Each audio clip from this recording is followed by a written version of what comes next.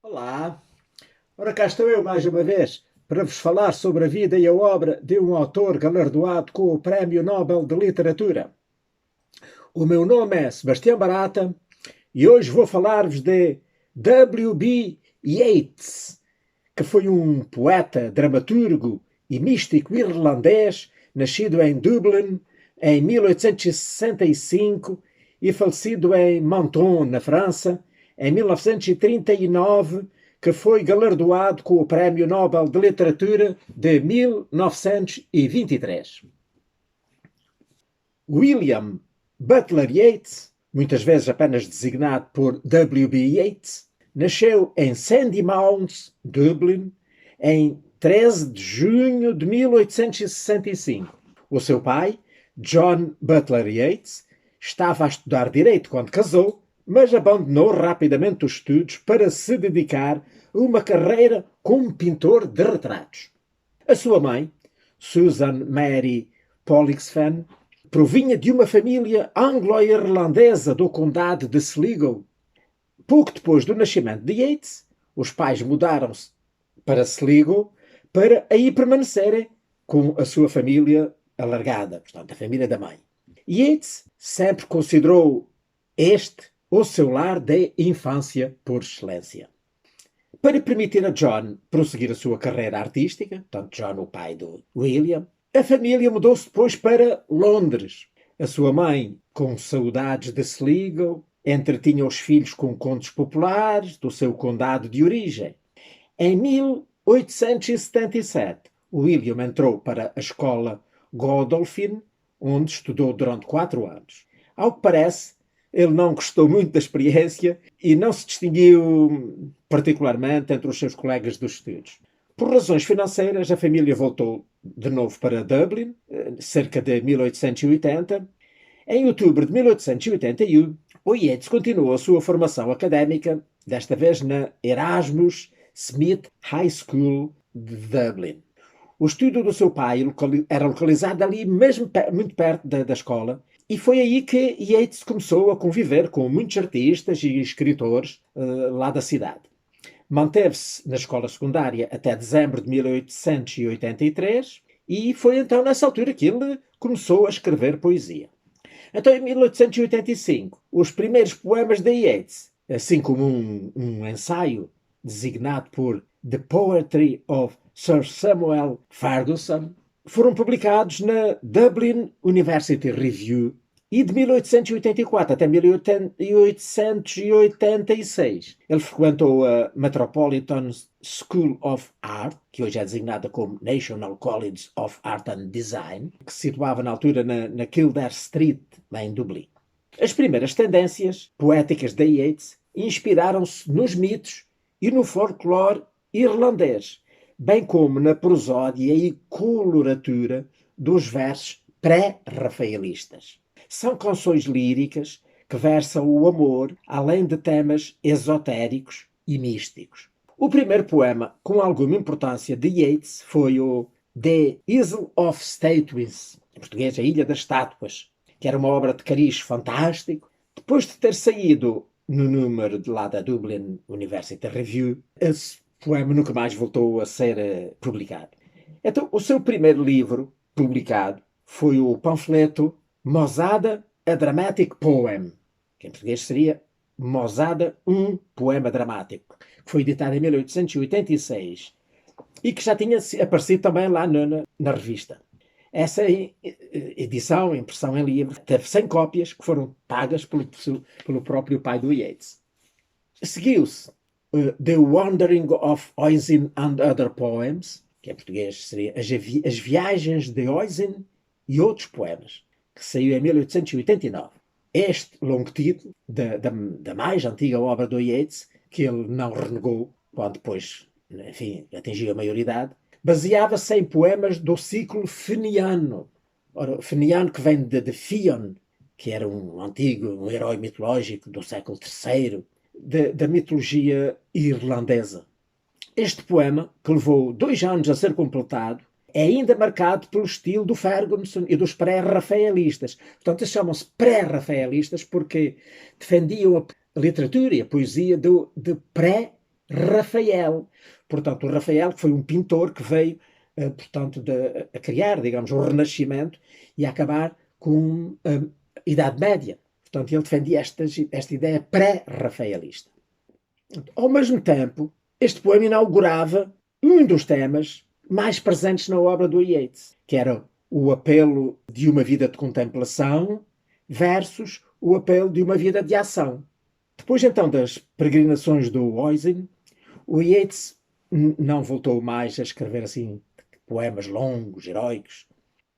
A família do Yeats voltou para Londres em 1887 e em 1890 o Yeats cofundou o Rimmer's Club com o Ernest Rhys e este grupo de poetas, partilhando ideias e convicções, reunia-se regularmente e começou a publicar antologias a partir de 1892 até 1894.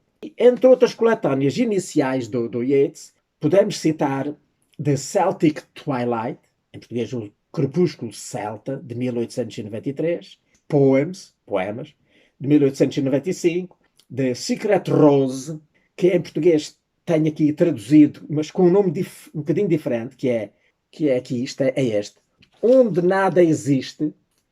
E então, porquê é que lhe deram um nome diferente? Porque o livro também não é exatamente igual. Mas já vos explico. Depois, outro, dessa altura, o The Winds Among the Reeds, que significaria O Vento entre os Juncos, de 1899. Em Portugal, existe um livro que se chama A Rosa Alquémica, que eu tenho comprado, mas que ainda não recebi, vai a caminho, e que junta, então, o último conto deste livro, do tal da Rosa, da Secret Rose, a Rosa Secreta, mas que em português não tem esse nome, e então juntou o último conto do livro original com dois outros contos que o próprio autor considera que fazem um conjunto, que eram as Tábuas da Lei e a Adoração dos Magos. E então, estes três estão publicados em Portugal, nesse tal livro que eu já disse, A Rosa Alquémica. E por isso a tradutora achou por bem não voltar a incluí-lo neste livro. E então substituiu por um outro que tinha que ver com muitos dos histórias, dos contos que estão aqui reunidos, que são sobre a vida do Anrahan. E então este conto, que aliás não é da autoria do Yeats e de uma outra autora de que falaremos depois, e achou-se, portanto, apropriado incluir neste livro, e por isso está aqui em substituição do outro que passou para a Rosa Alquémica. E então por isso resolveram dar-lhe este título, Onde Nada Existe, porque tem um bocado que ver com um dos contos, um dos principais contos que estão aqui no livro, e que se chama Onde Nada Existe, Deus Existe. Porque este conto é como que assim uma charneira entre os vários contos que compõem esta antologia. Por isso achou-se por bem dar-lhe este nome. Mas vamos continuando. Em 1889, o Yeats conheceu Maud Gonne, que era uma jovem herdeira que começava na altura a dedicar-se ao movimento nacionalista irlandês. Então a Gonne tinha lido aquele poema que ele tinha publicado na revista, The Island of Statues, a Ilha das Estátuas. Gostou muito dele e então procurou conhecer o autor. Então o Yeats encontrou-se com ela e apaixonou-se cega e obsessivamente por ela, pela Gonne. O que teria um efeito muito significativo na sua vida e na sua poesia posterior. 2 anos depois de se conhecerem, o Yeats pediu-a em casamento, mas ela rejeitou. Ele teve que aguentar, e então, em 1896, ele conheceu Olivia Shakespeare, com a qual ele iniciou um relacionamento.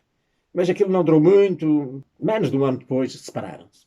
Depois, em 1899, em 1900 e em 1901, o poeta, o Yeats, tentou por mais 3 vezes a sua sorte junto da Maid Gonne, mas ela rejeitou sempre. Ele teve que perder as esperanças e perdeu-as mesmo definitivamente quando depois ela casou em 1903 com outro homem. E então, nesse ano, o Yeats deixou o país e foi realizar uma digressão pela América a realizar conferências por toda a América e por lá andou há algum tempo. Ora bem, mas voltando ao ano de 1896, portanto, aquele tal ano em que conheceu e se juntou com a Olivia Shakespeare, nesse mesmo ano ele foi apresentado à dramaturga Lady Gregory por um amigo comum que era o Edward Martin. A Lady encorajou o nacionalismo de Yeats, convencendo-o a continuar a escrever peças dramáticas. O Yeats procurou sempre focar os conteúdos e os temas da sua obra lá na tradição irlandesa. Esta sua inclinação foi então reforçada pelo seu envolvimento na nova geração dos poetas e autores emergentes irlandeses. Em conjunto lá com a Lady Gregory e com Martin, e também com escritores como John M. Synge, Sino Casey, Padraig Colum e James Stephens, o Yeats foi um dos responsáveis pela fundação do movimento literário que ficou conhecido pelo Renascimento literário irlandês. Também outros designam por Renascimento celta. Além destes escritores, que constituíram, digamos, a parte criativa do movimento, muita da energia desta corrente literária derivou das traduções levadas a cabo por muitos académicos que abriram novos horizontes ao trazerem a descoberta as antigas sagas da poesia oceânica. Oceânica que vem de Ossian. Ossian que era um filho daquele do Oisin, que eu já falei ali atrás, que era um poeta e continuador do pai e que terá passado a poesia as façanhas do pai, um grande guerreiro. Portanto, a ressurreição desta tradição oceânica, bem como a valorização das mais recentes canções folclóricas em gaélico, portanto, dos séculos mais recentes. Um desses académicos mais brilhantes foi o Douglas Hyde, que viria a ser o primeiro presidente da Irlanda, quando então a Irlanda se tornou independente. Em 1899, o Yeats, a Lady Gregory, o Martin e o George Moore fundaram o Teatro Literário Irlandês. Contudo, este não teve grande sucesso, durou apenas 2 anos, mas depois, ao trabalhar em conjunto com 2 irmãos ligados ao teatro, com grande experiência no meio teatral, o William e o Frank Fay, bem como com Annie Elizabeth Frederica Horniman, que era uma inglesa de posses, que se voluntariou para secretariar o Yeats, eles criaram em conjunto a Irish National Theatre Society, em português a Sociedade do Teatro Nacional Irlandês. Então, pouco depois, estavam então em condições de, em conjunto com o John Milligan Synge, adquirir um edifício lá em Dublin, onde abriram o Abbey Theatre, o Teatro da Abadia. Ficou muito célebre. Portanto, abriram a 27 de dezembro de 1904 e foi uma das maiores e mais duradouras conquistas deste movimento, portanto, do Renascimento literário irlandês. 2 das peças do Yeats inauguraram lá o teatro. O Yeats continuou ligado a este teatro para o resto da vida, tanto como membro da direção, como dramaturgo, particularmente prolífico, que escreveu muitas peças que lá foram representadas. Em 1902, o Yeats ajudou a fundar a Dan Hammer Press, portanto uma editora, onde seriam publicadas obras de escritores ligados ao Renascimento, portanto ao Renascimento irlandês. Em 1904, a editora mudou o nome para Koala Press, e daí em diante, até fechar as portas no ano de 1946, portanto após a Segunda Guerra Mundial, a editora, que foi mantida pelas irmãs dele, lá do Yeats, editou mais de 70 obras, das quais 48 eram do próprio Yeats. O Yeats é geralmente considerado um dos poetas-chave em língua inglesa do século XX. Ao contrário dos outros poetas modernistas, cultores do verso livre, o Yeats era um mestre das formas poéticas tradicionais. O impacto do modernismo na obra de Yeats pode notar-se no abandono da dicção poética convencional dos primeiros anos da sua obra para uma linguagem mais austera e uma abordagem mais direta dos temas característicos da sua poesia e do seu teatro dessa fase intermédia, como acontece com obras como In the Seven Woods, nos Sete Bosques, que foi editada em 1903, The Green Helmet and Other Poems, O Elmo Verde e Outros Poemas, de 1910, e Responsibilities, em português Responsabilidades, de 1914, portanto as obras mais representativas dessa fase. Mas não foi só em termos literários que o Yeats, então, nessa altura mudou de parecer. As suas preocupações políticas abandonaram a esfera da política cultural em que ele se tinha envolvido durante aqueles primeiros anos do Renascimento irlandês. Em 1913, o Yeats conheceu o jovem poeta norte-americano Ezra Pound, que viria a ter uma grande influência e mais uma evolução na sua vida e na sua obra. O Pound tinha viajado até Londres, em parte com a intenção de conhecer o Yeats, que ele considerava o único poeta merecedor de um estudo sério. E a partir dessa altura, até 1916, portanto, tem cerca de 3 anos, os dois passaram os invernos numa casa de campo na floresta de Ashdown, lá no sul de Inglaterra, com Pound a exercer as funções de secretário do Yeats. O Yeats tomou conhecimento das peças de teatro japonês No através da viúva do Ernest Fellonosa, que serviriam de modelo para o tipo de drama aristocrático que ele pretendia escrever. A primeira das peças inspiradas então lá no teatro No foi At the Oxwell, em português, No Poço do Falcão, cujo primeiro esboço ele ditou ao Pound em janeiro de 1916 e que viria a ser publicado no ano seguinte, em 1917. Esta é uma das 5 peças do Yeats que são baseadas nas histórias do Cuchulainn, que era um herói mitológico do antigo Ulster, ainda eventualmente antes da era cristã. As outras peças deste ciclo foram On Bale's Stand, na Praia de Bale, editada em 1904, The Green Helmet, o Elmo Verde, que já ali referi atrás, de 1910, At the Oxwell, de 1917, e The Only Jealousy of Emmer, de 1919. Ele refere-se a isso neste livro aqui, que é o Ouvir o Incenso, onde ele diz, de facto, com o auxílio de peças japonesas traduzidas pelo Ernest Fellonosa e concluídas por Ezra Pound, inventei uma forma de drama distinta, indireta e simbólica e que não necessita de multidão ou de imprensa para ser lucrativa. Uma forma aristocrática. Quando esta peça e a sua representação fizerem a sua temporada, portanto, eu estava a escrever isto em 1916, na altura em que eu tinha ditado ao Ezra Pound, quando ela vier, portanto, a ser editada, e quando a sua representação fizerem a sua temporada, tão serenamente quanto a minha arte o permitir, espero escrever outras do mesmo género e assim completar uma celebração dramática da vida do Cuchulainn há muito planeada. Portanto, aí está ele a explicar aquilo que eu já aqui referi.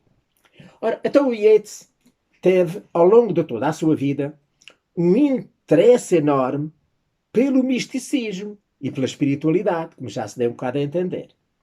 Em 1885, ele formou com alguns amigos a Dublin Hermetic Order, Ordem Hermética de Dublin, em português, que realizou a sua primeira reunião a 16 de junho desse ano, com Yeats a presidi-la.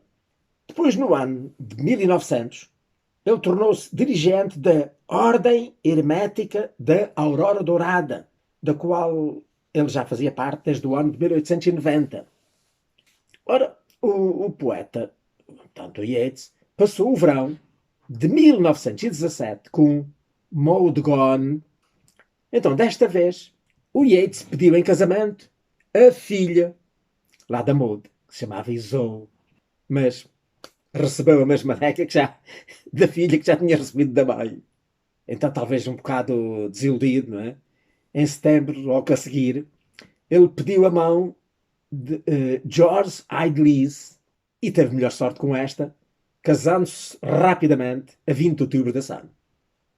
Por essa altura, ele comprou o Ballylee Castle, que era situado perto da reserva natural de Coole Park, e que agora também é conhecida como a Yeats Tower, porque alberga um memorial e um centro patrimonial do Yeats.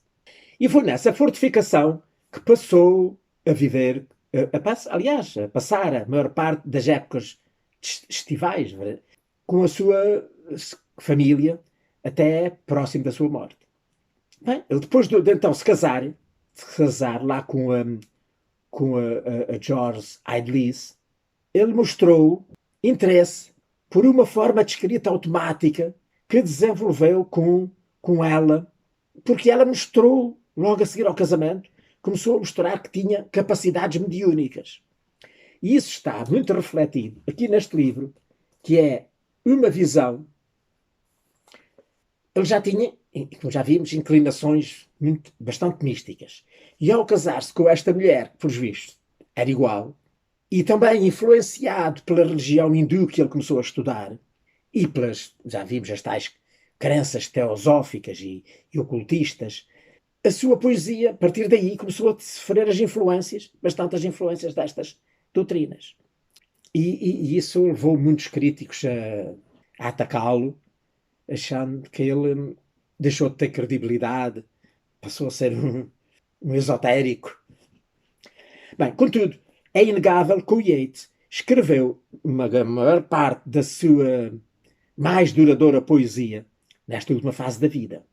E, portanto, a metafísica destas últimas obras deve ser relacionada com os tais princípios que estão então expostos neste livro, Uma Visão, que é um livro, de facto, muito estranho, onde ele expõe as visões da esposa e então uma teoria esotérica que ele construiu a partir das visões dela e dos sonhos dela.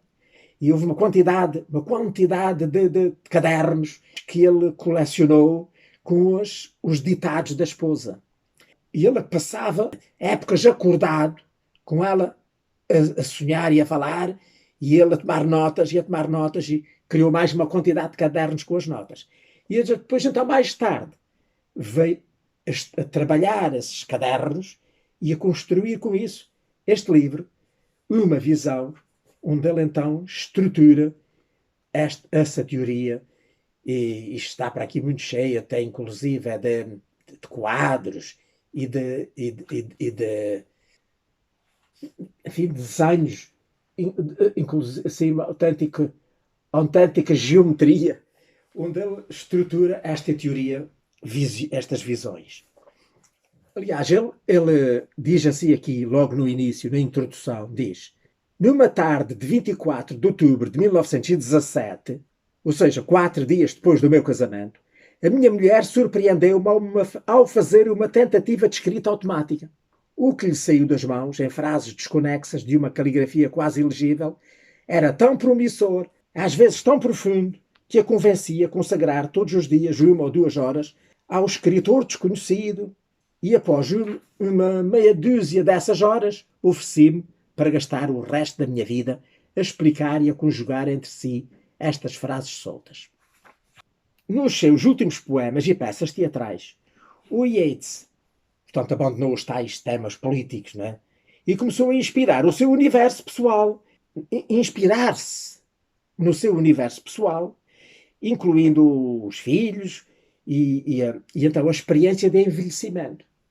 O próprio Yeats, num poema chamado The Circus Animals Desertion, que foi publicado na sua última coletânea, que era os Last Poems and Plays, que é em português Os Últimos Poemas e Peças, que saiu em 1940, portanto já póstumamente, ele descreve o seu processo criativo com os seguintes versos, que estão aqui, portanto, reproduzidos nesta antologia que foi editada aqui pela Relógio d'Água. Estão em inglês e em português. Now that my leather's gone, I must lie down where all the leathers start, in the full rag and bone, stop of the heart. Que está traduzido aqui em português. Agora que já não tenho o meu escadote, devo deitar-me onde todos os degraus começam, na vil sucata do coração. Portanto, escadote, eu preferia traduzir por escada, porque ele, portanto, nesta sua teoria ocultista, ele imaginava a vida como uma escada cujos degraus nós íamos subindo até à morte. O Yeats foi nomeado para o Senado da Irlanda no ano de 1922, onde ele, entre outras coisas, presidiu um comitê que foi encarregado de selecionar os desenhos para a cunhagem da primeira moeda da Irlanda independente, da Irlanda livre. Ele teve um papel de relevo, sobretudo no debate em relação à legislação antidivórcio de 1925. Ele descreveu-se a si mesmo enquanto figura pública apenas como uma figura pública sorridente de 60 anos de idade. Ele esteve lá há 6 anos e saiu, portanto, do Senado no ano de 1928 devido a problemas de saúde. Mas ele também se refere a isso aqui neste livro, na visão de que já falei. A certa altura ele faz uma dedicatória do livro ao Ezra Pound e começa assim: Caro Ezra, não se deixe eleger para o Senado do seu país. Pela minha parte, considero-me, ao fim de 6 anos, definitivamente afastado do meu. Nem eu, nem você, nem qualquer outro praticante do nosso nervoso ofício podem umbrear com esses velhos advogados, velhos banqueiros, velhos homens de negócios que, sendo feitos só de hábito e memória, começaram a governar o mundo. Apoiam-se na cadeira da frente e falam como se dirigissem a meia dúzia de homens como eles numa reunião de administradores e quer levem, quer não a sua avante, conservam sempre o ascendente moral. Portanto, estava desiludido com a política. Mas continuando, o Yeats foi então galardoado com o Prémio Nobel de Literatura, por isso é que estamos aqui a falar dele. Recebeu, portanto, o prémio de 1923. O comitê, ao entregar-lhe o prémio, justificou a decisão pela sua poesia sempre inspirada, que, através de uma forma de elevado nível artístico, dá expressão ao espírito de toda uma nação. O Yeats foi um dos poucos escritores cujas maiores, mais importantes obras foram escritas depois da atribuição do Nobel. Portanto, os seus mais valorosos poemas, porque hoje ainda é reconhecido, foram a sua obra lírica, feita depois de ganhar o Nobel. Um outro galardão importante dele foi o Prémio Gutenberg para a poesia, que ele compartilhou no ano de 1934 com o Rudyard Kipling. E então, o Yeats foi muito produtivo nestes últimos anos da sua vida, já vimos, publicou poesia, peças de teatro, prosa. Em 1938 foi a última vez que ele foi lá ao Teatro Abbey, o tal Teatro do Abade, assistir à sua peça Purgatory, o Purgatório. A sua autobiografia, chamada Autobiographies of William Butler Yeats, foi publicada no mesmo ano, nesse ano de 1938. No ano de 1929, o Yeats foi pela última vez a passar lá, parte do ano lá, à tal Tower Belly Line, que ele tinha comprado e reconstruído, lembra-se? E passou a maior parte dos últimos anos da sua vida fora da Irlanda, embora tenha alugado uma casa lá nos subúrbios de Dublin em 1932. Ele pouco lá viveu e viveu quase sempre no estrangeiro, normalmente por hotéis. E depois de sofrer de diversas mazelas durante alguns anos, ele morreu, de facto, no hotel Ideal Séjour, em Menton, lá na França, no dia 28 de janeiro de 1939, 8 meses antes da invasão alemã da Polónia e do início, portanto, da Segunda Guerra Mundial. Ele tinha, nessa altura, 73 anos de idade. Foi sepultado provisoriamente lá na localidade de Roquebrune, mas, de acordo com o seu desejo, o seu corpo foi depois levado para Drumcliff, lá no condado de Sligo, na Irlanda, no mês de setembro de 1848. A sua sepultura é hoje uma atração turística, lá em Sligo. O seu epitáfio, que repete o final de um dos seus poemas, Ander bin Bulben diz: lança um olhar gélido à vida, ó morte. Cavaleiro, segue em frente. Ora, portanto, eu já falei mais ou menos, já fui mostrando todos os livros dele, se não aqui uma outra antologia. Aliás, temos aqui duas antologias que são quase idênticas e as duas publicadas pelo Relógio d'Água. Uma já há muitos anos e outra agora muito mais recente, que traz não só a quase totalidade dos poemas que estão naquela e mais alguns. Mais alguns. E que a primeira chamava-se Os Pássaros Brancos e Outros Poemas, e esta mais recente chama-se Poemas Escolhidos. Pronto. Além destas duas antologias, já há aqueles 4 livros de que eu falei. Um deles é O Ouvir o Incenso, que é aquele, como eu já disse, onde ele tem prefácios e introduções que ele fez para livros famosos. Um deles é o Gitanjali, um livro muito conhecido. O outro é a tal coletânea de contos das tradições celtas e irlandesas antigas, que se chama Onde Nada Existe, que eu já referi. E o outro é a tal Uma Visão, não é? Que é, portanto, o resumo da tal teoria esotérica que ele construiu com a esposa. E o outro é aquele que eu estou à espera, que ainda não recebi, que é portanto, a Rosa Alquémica. E que pronto, olha, por hoje me fico por aqui. Espero que tenham gostado de mais esta apresentação da vida e a obra de um autor galardoado com o Prémio Nobel de Literatura. E por hoje é tudo. Espero voltar para a próxima semana. Até lá. Passem muito bem.